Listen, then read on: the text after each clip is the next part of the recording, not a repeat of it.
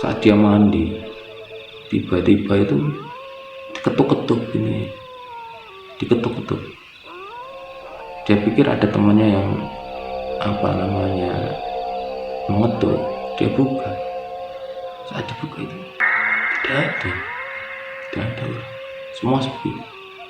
Karena waktu itu kebetulan malam, jadi diketuk-ketuk. Dia masuk lagi, mandi lagi. Waktu dia mandi, diketuk-ketuk lagi, dan akhirnya dibuka, tidak ada. Langsung tanpa pikir panjang lari dia.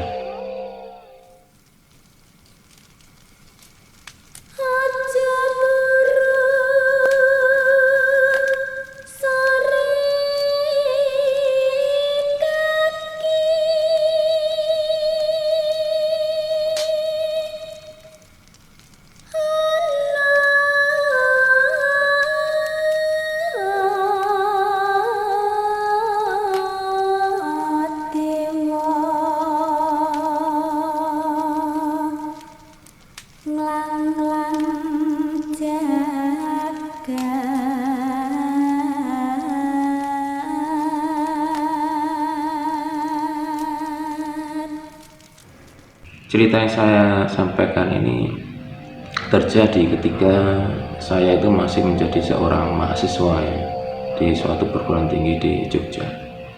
Saat itu saya kebetulan tinggal di suatu kos yang masih terpencil dari keramaian Jogja, yaitu di pinggir jalan Ring Road Utara.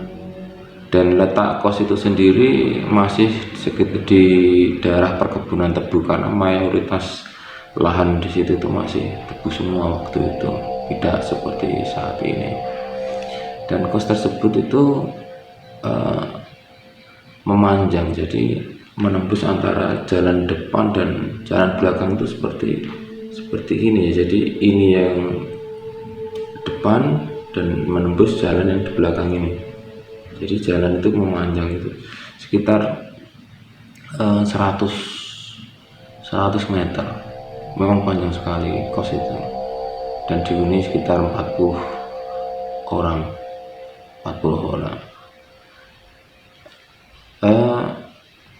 Di kos tersebut itu dihuni oleh banyak orang yang memiliki latar belakang pendidikan dan latar belakang pekerjaan yang berbeda, dengan latar belakang umur yang berbeda pula, dari Sumatera sampai ke Irian Jaya. Dan mereka beragam suku.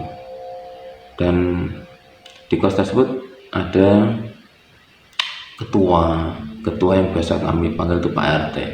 Pak RT ini orang yang mengkoordinasi semua masalah-masalah yang ada di kos-kosan tersebut. Jadi semua di handle oleh beliau. Dan kebetulan dia itu orang yang lebih dewasa, dengan usia yang terpaut cukup jauh, yaitu hampir 10 tahun ya. 10 tahun. Dan di kos tersebut saya kebetulan membawa kendaraan, dan saya itu membawa mobil. Dan mobil saya itu baru bisa masuk ke garasi setelah jam 10 malam ke atas. Sebelumnya nggak bisa, karena menghalangi akses jalan teman-teman kos yang lain. Makanya saya menunggu, bila semua sudah di dalam baru saya masukkan mobil. Dan di kos itu di depan kos itu kebetulan ada rumpun bambu yang sangat besar, dan saya biasa memarkirkan mobil saya itu di situ. Dan di sampingnya ada rumah kosong yang tidak ada penghuninya. Singkat cerita, pada suatu hari itu ada anak kos ya, teman kos saya waktu itu mengalami kecelakaan di situ, di dekat kos, di Ring Road. Dia menabrak pembatas jalan ring road dan meninggal dunia. Dia anak Sumatera, anak Lampung ya. Ya kita panggil saja dia Indra gitu. Si Indra ini menabrak jalan dan meninggal dunia, dan akhirnya dibawa ke rumah sakit Panti Rapih di Jogja. Dengan kondisi seperti itu kan tentunya tidak bisa langsung dibawa pulang ya, karena jaraknya jauh. Dan malamnya jenazah itu disemayamkan di kos, di tempatnya bapak kos. Bapak kos itu kebetulan kan di depan dan sementara kita di belakang. Seperti saya ceritakan tuh, kosnya tuh memanjang. Nah saat itulah saat disemayamkan di kos-kosan itu, semua penghuni kos itu tidak ada yang berani yang tidur di kamarnya masing-masing. Semua masuk, semua ke depan, tidur di depan di tempatnya Pak Kos. Di samping untuk apa itu menghormati almarhum juga, karena mereka juga takut ya, namanya juga apa itu di situ tuh teman satu kos, dan tidak ada mereka ya ada perasaan tidak enak. Nah, singkat cerita, setelah disemayamkan dan akhirnya pagi pun tiba. Nah saat tiba itu, jenazah itu dijemput oleh keluarganya dari Sumatera itu, lalu dibawa ke Bandara Adi Sucipto untuk diterbangkan, dipulangkan ke kampung halamannya. Kejadian selanjutnya itu Pak Kos itu dan Bu Kos itu meletakkan sesajen ya di kamar almarhum, dengan meletakkan ada makanan, ada buah-buahan, ada bunga, dan juga ada kendi air, dan juga dupa. Jadi baunya itu wangi sekali, dan kacanya itu dibuka, dan semua penghuni itu kos itu kalau mau yang di sisi barat ya, kalau mau keluar tuh otomatis melewati kamar dia. Nah di saat itulah sering terjadi ya, selama 40 hari. Kamar mandi itu kan memanjang, sekitar 4 kamar mandi itu di samping kamarnya. Pernah ada suatu kejadian gawe minuman soda di Jogja itu pulang malam, dan akhirnya mandi di situ karena malam. Saat dia mandi, tiba-tiba itu diketuk-ketuk. Dia pikir ada temannya yang mengetuk. Dia buka. Saat dibuka itu tidak ada, semua sepi. Karena waktu itu kebetulan malam, jadi diketuk-ketuk. Dia masuk lagi, mandi lagi. Itu dia mandi, diketuk-ketuk lagi, dan akhirnya dibuka, tidak ada. Langsung tanpa pikir panjang lari dia nggak pakai apa-apa, langsung lari gitu, masuk ke kamar. Dan esok paginya itu dia bercerita tentang kejadian tersebut. Dan hingga akhirnya pada suatu hari itu saya itu ketiduran ya, malamnya itu ketiduran karena capek, siangnya banyak kegiatan di kampus saya. Itu karena menunggu ya, mobil itu belum bisa dimasukkan sebelum jam 10 malam. Sorenya itu saya sudah ketiduran dulu, hingga akhirnya saya itu terbangun sekitar jam 11 malam. Saya bingung gini, saya harus memasukkan kendaraan, antara takut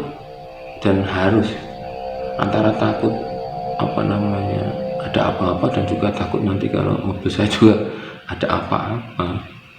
Saya bingung, tapi ya saya beranikan ya. Dan kebetulan teman-teman tuh sudah banyak yang tidur, makanya emang saya mau mengetuk itu kasihan, nggak enak. Akhirnya saya jalan dan harus melewati tempat itu, yang kamar itu, dan bau dupa itu menyengat sekali. Dan saya pun harus membuka gerbangnya ya, karena sudah ditutup oleh penghuni kos, karena sudah malam dan tempat itu rawan ya, rawan pencurian karena masih banyak lahan-lahan kosong. Dan waktu itu saya buka, udara dingin itu menyengat dan belum ada apa-apa waktu itu. Setelah saya buka pintu, saya lebarkan karena pintu terbuat dari kayu seperti toko, jadi harus dilipat-lipat gitu. Nah, saat saya melintas jalan, saya lihat, saya menoleh ke rumah sampingnya, itu rumah tua itu sepi dan itu kelihatan seram waktu itu. Terus saya masuk ke mobil.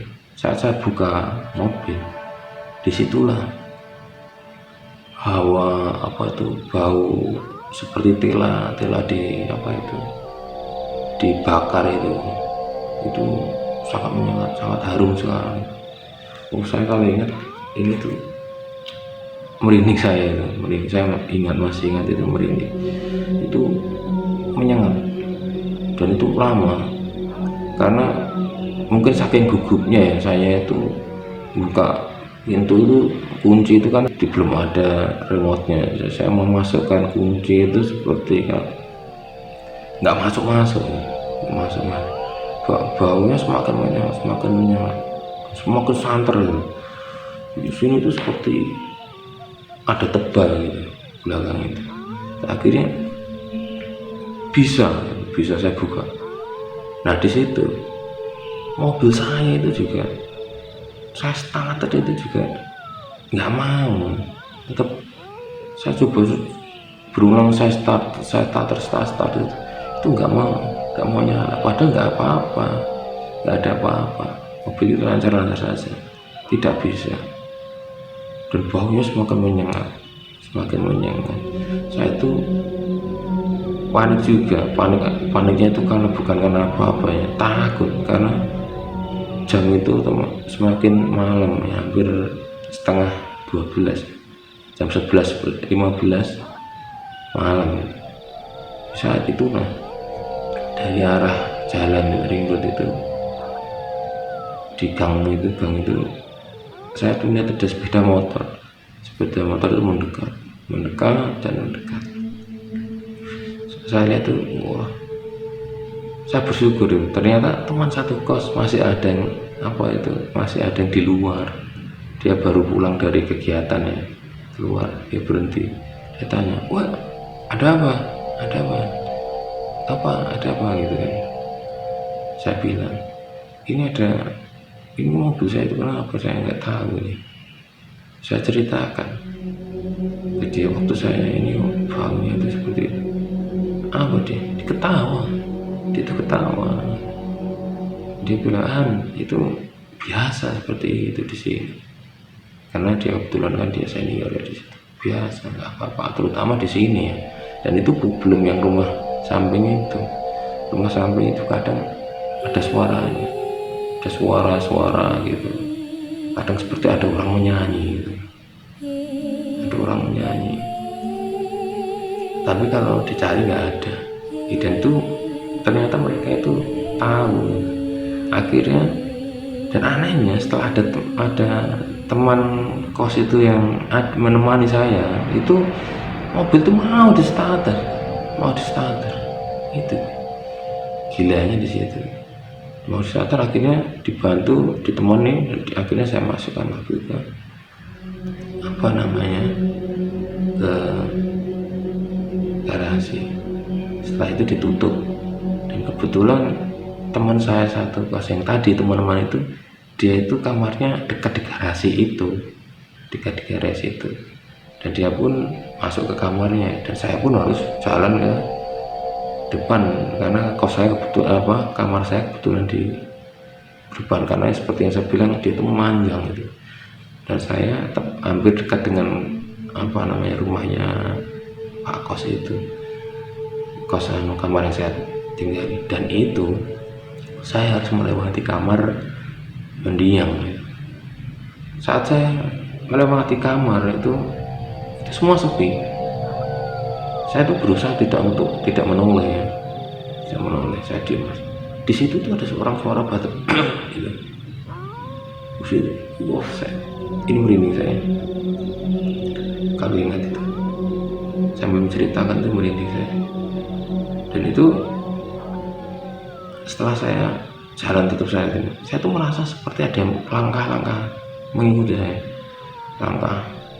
Saya ingat cerita teman kos yang lain-lain bahwa seperti ada suara langkah yang mengikuti dan mengetuk pintu, dan juga seperti ada orang memanggil. Itu padahal biasanya nggak ada. Dan saya itu juga heran ya, kenapa juga dikasih saja seperti itu, ada apa itu? Apa memang itu tradisi di kampung tersebut bahwa ada sajen, atau memang takut biar tidak terjadi apa-apa? Itu saya sampai sekarang itu tidak tahu alasannya, dan saya tidak pernah menanyakan alasan tersebut. Akhirnya singkat cerita saya pun masuk ke kamar dan saya tutup pintu. Dan keesokan harinya saya menceritakan kejadian semalam itu kepada teman-teman saya, teman-teman kos, dan mereka semua itu rata-rata itu ketawa apa itu yang saya ceritakan. Namanya juga anak kos ya, diketawain. Dan ternyata mereka pun juga sama, mengalami hal yang sama dengan saya. Ada seperti langkah diikuti, saya dipanggil atau diketuk-ketuk, itu biasa.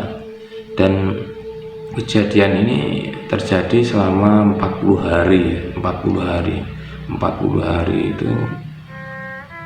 Setelah itu tidak ada, kos itu kembali normal ya. Dan kita tidak berani menyimpulkan kejadian tersebut dengan mendiang ya, karena akan membuat fitnah bagi orang yang sudah meninggal, dan itu tidak baik.